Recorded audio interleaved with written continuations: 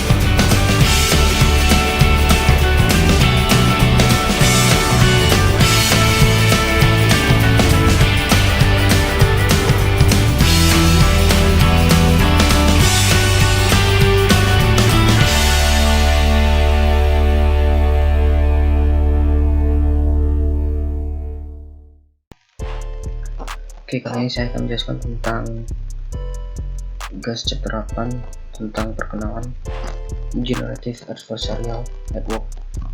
Itu untuk mata kuliah Artificial Intelligence. Pertama ini kita akan membahas tentang teori, dan yang kedua nanti kita akan membahas tentang praktek. Di sini teori secara garis besarnya yaitu nomor 1, jelaskan dengan ilustrasi apa itu generator dengan perumpamaan Anda sebagai mahasiswa dan atau sebagai generatornya. Itu secara teori, generator itu biasanya menggunakan data untuk menghasilkan data baru, serta generator itu sendiri bertujuan untuk menghasilkan data berupa video, gambar, audio, dan teks. Untuk nomor 2 yaitu jelaskan dengan ilustrasi apa itu diskriminator dengan tulisan sebagai diskriminatornya. Diskriminator itu untuk membedakan antara data nyata dan data yang dihasilkan oleh generator. Untuk soal nomor 3 yaitu jelaskan dengan apa itu bagaimana arsitektur generator dibuat. Itu dengan struktur jaringan saraf. Pada umumnya generator itu dinyatakan sebagai penerima input berupa vektor Z dan kemudian mengubahnya menjadi gambar 3 dimensi. Itu soal selanjutnya yaitu jelaskan bagaimana arsitektur diskriminator dibuat. Itu jaringan klasifikasi biner yang menerima input gambar 3 dimensi dan mengeluarkan klasifikasi gambar asli. Itu diskriminator dilatih dengan sekumpulan data dan sekumpulan dataset yang dilatih untuk memberi perbedaan antara keduanya. Untuk soal yang selanjutnya yaitu jelaskan apa itu latent space. Latent space itu vektor angka yang dihasilkan secara acak. Itu selanjutnya jelaskan dengan apa itu adversarial play. Itu sebagai data plus variasi dan sebagai rancangan. Itu konseptual dari game keamanan yang menawarkan pemodelan alami paradigma. Oke, untuk selanjutnya itu jelaskan apa itu Nash equilibrium. Itu menggambarkan keadaan tertentu dalam teori permainannya, sehingga dalam permainan non-kooperatif permainannya memiliki strategi untuk hasil terbaik berdasarkan apa yang mereka harapkan. Untuk soal selanjutnya yaitu sebut apa itu implementasi dari GAN. Cara membuat GAN dengan citra yang beresolusi tinggi memulai dengan data yang sederhana dan jauh lebih mudah, yaitu dataset citra angka berupa tulisan tangan atau MNIST. Kemudian membangun GAN dengan library trust dan TransFlow. Soal saja yaitu berikan Contoh penjelasan yang berikut dari untuk membuat generator sebagai input layer, 3 hidden layer, atau 1 input. Di sini dicontohkan inputannya berupa 1 sampai 1 kali 100, yakni generatornya akan berubah menjadi gambar berukuran 28 kali 28 yang menggunakan konvensional neural network. Selanjutnya yaitu arsitektur diskriminator dengan sebuah input layer, 3 hidden layer, dan 1 input layer. Itu merupakan CNN ya. Konsepnya neural network yang menerima input 28 kali 28 dan menghasilkan angka biner. Jika kelas 1 maka adalah gambar asli. Jika yang dihasilkan adalah kelas 0 maka gambar itu adalah palsu. Dan untuk selanjutnya itu jelaskan bagaimana kaitannya output dan input antara generator dan diskriminator. Jika generator ditetapkan ukuran inputnya 1 sampai 100, jika diskriminator yang menerima input 28 dan menghasilkan angka biner. Jika kelas 1 maka gambar asli, jika kelas 0 maka gambar palsu. Selanjutnya itu jelaskan perbedaan Kullback, Leibler, Differs, dan Jensen-Shannon atau JS. Kalau Kullback, Leibler, Divergence itu untuk menghitung skor yang mengukur divergensi satu distribusi probabilitas dari yang lainnya. Kalau Jensen-Shannon divergence itu metode untuk mengukur kesamaan antara kedua distribusi. Ia dikenal sebagai radius informasi atau E-rate. Jelaskan yaitu fungsi objektif untuk mengukur kesamaan antara gambar yang dibuat dengan gambar yang asli. Untuk fungsi objektifnya digunakan untuk membuat jaringan generator yang menghasilkan gambar yang mirip dengan gambar asli, serta meningkatkan kesamaan data yang dihasilkan oleh generator ke data aslinya. Salah satunya yaitu jelaskan apa itu scoring algoritma selain mean square error atau cross entropy, seperti the insertion score dan the preset insertion distance. Kalau the insertion score itu memperkirakan kualitas koleksi gambar yang berdasarkan seberapa baik model klasifikasi gambar berkinerja terbaik. Untuk untuk the preset insertion distance itu untuk meringkas jarak antara vektor fitur insertion untuk gambar nyata dan hasil dalam domain yang sama. Jelaskan apa kelebihan kekurangan dan GAN. Kelebihan kekurangan GAN. Pertama itu kelebihan dijadikan sebagai pembelajaran tanpa penguasaan. Yang kedua menghasilkan data yang mirip dengan data asli. Ketiga itu sebagai distribusi kepada data. Untuk kekurangannya suhu relatif tidak stabil serta tidak terdapat masalah pada metode model titik. Sisi selanjutnya itu berkaitan dengan praktek. Selanjutnya itu soal praktek. Pertama itu jelaskan apa itu 3D convolution.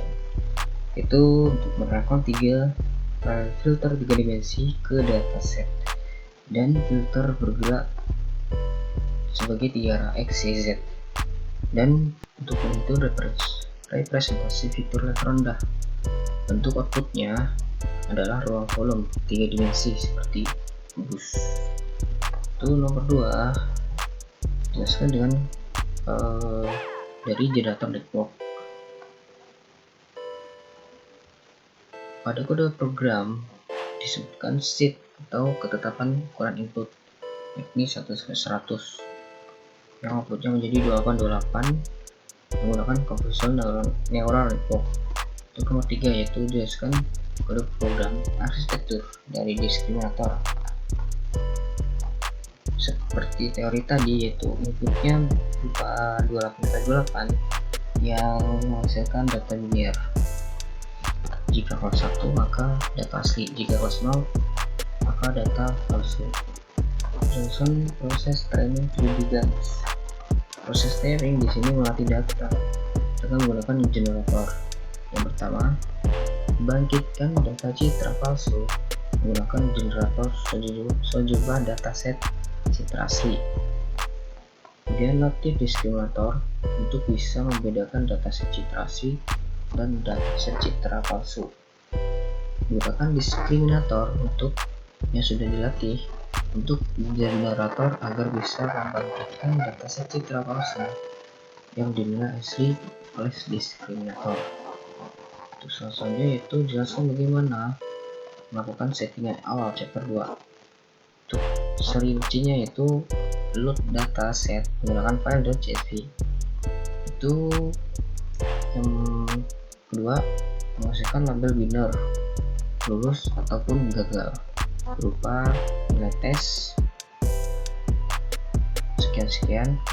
Dan yang ketiga yaitu gunakan on-hot encoding pada kolom kategori.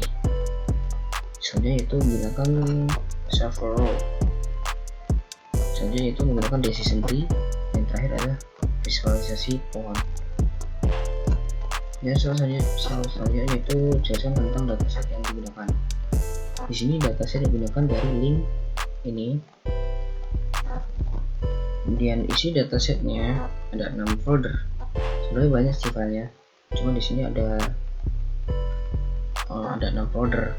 Yang pertama yaitu banyak, pokoknya ada 6, nanti isinya ada lagi dan filenya bisa sampai ratusan. Untuk folder 3D di sini untuk menggambarkan 3D. Untuk folder yang pertama. Untuk folder kedua yaitu BP untuk mendeskripsikan dan meneruskan program. Folder yang ketiga yaitu generative untuk mengenerate data gambar. Folder util untuk input JSON. Folder volumetric untuk mengetahui metrik volume data. Folder voxelization untuk menunjukkan hasil gambar berupa plot. Terus selanjutnya itu jelaskan apa itu voxel dengan ilustrasi bahasa yang paling awal.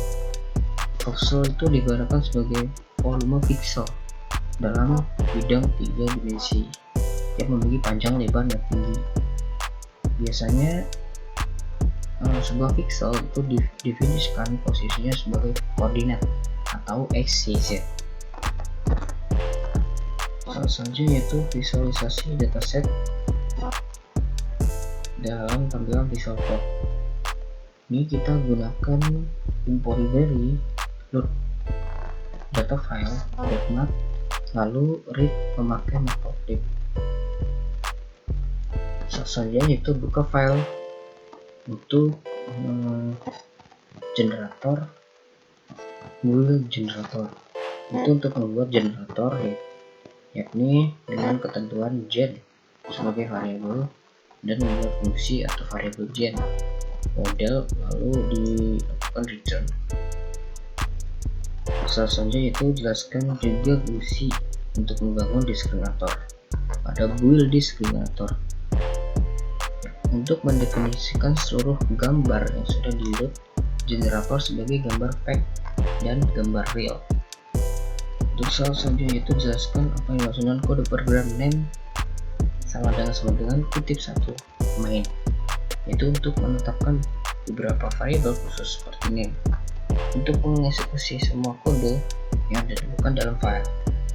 Jika di interpreter Python menjalankan if name sekian untuk menetapkan variabel name untuk memiliki nilai. Jika file sedang diimpor lalu di modul lain, akan ditetapkan ke modul lain. Selanjutnya itu jelaskan secara detail berbaris dan berparameter. Ini nanti kita pakai spider untuk sebagai praktiknya.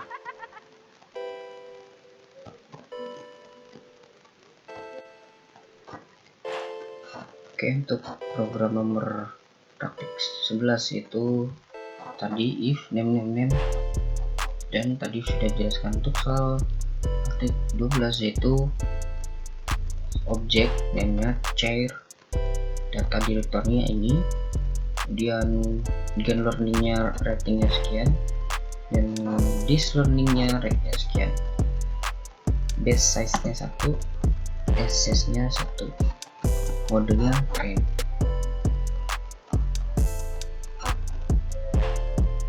Untuk soal nomor 13 yaitu untuk arsitektur kompilasi. Di sini kita pakai gen optimizer, disk optimizer sebagai Adam, dan diskriminator, build diskriminator sebagai membuat diskriminatornya. Di sini binary Clausen trophy, dan generatornya apa, generator compile-nya apa.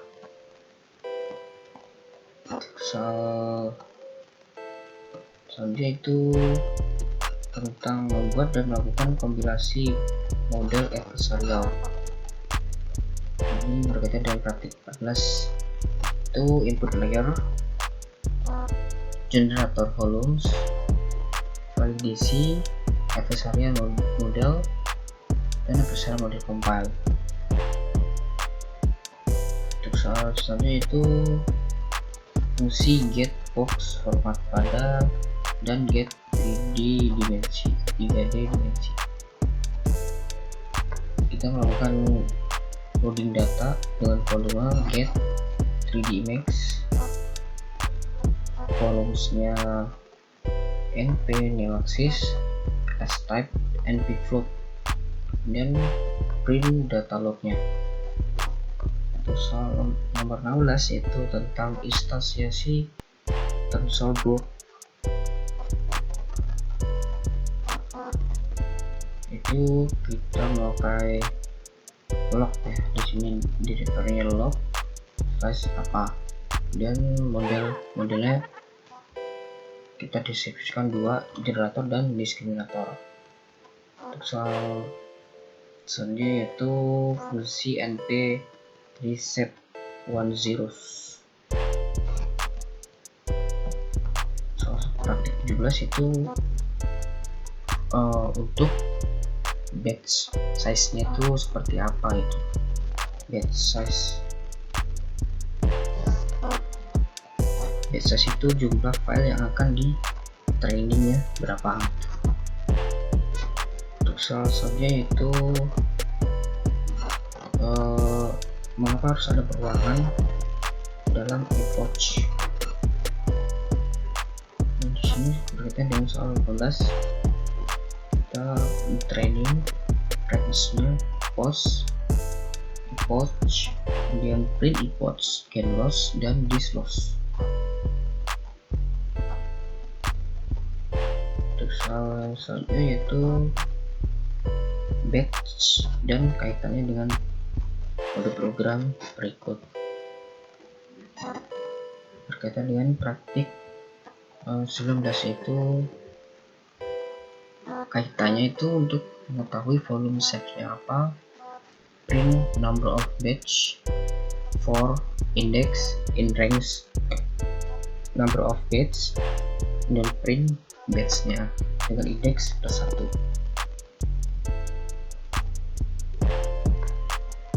Dan selanjutnya itu fungsi np random dot normal atau arsitek. Kalau np random normal itu untuk batch size nya normalnya berapa, kemudian menggunakan float 32, arsiteknya menggunakan float 32. Ini soal selanjutnya itu generator gambar palsu, dan jelaskan apa itu generator predict underscore on underscore batch.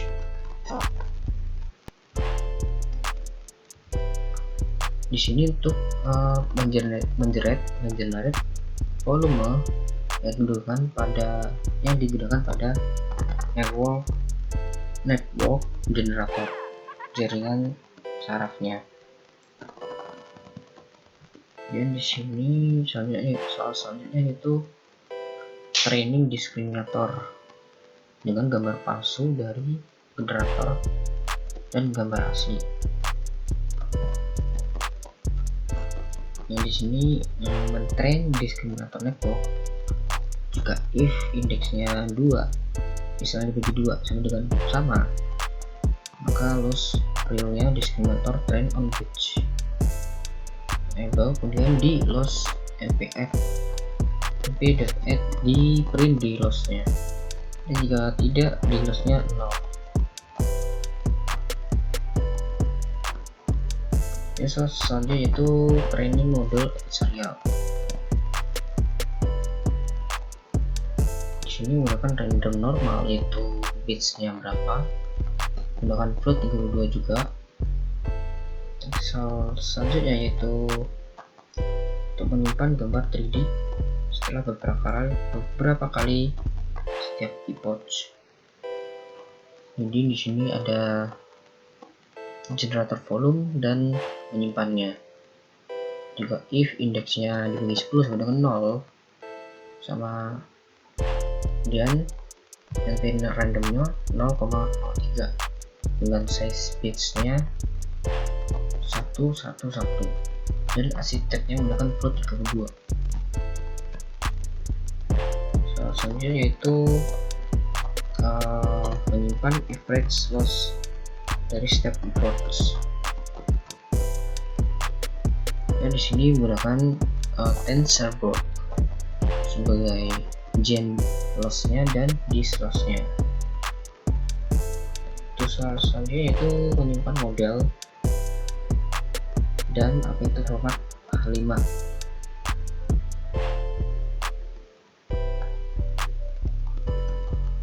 Untuk format generator save-nya yaitu tingginya H5, dan tersimpan ke model diskriminatornya sekian.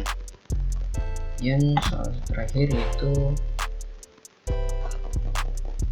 testing model dan jelaskan ilustrasi dari mulai meload hingga muncul 3D menggunakan add sample. Di sini jika if modenya create model, load model, dan generate 3D modelnya. Oke, untuk secara singkat pembahasan praktiknya cukup sekian, kurang lebihnya mohon maaf.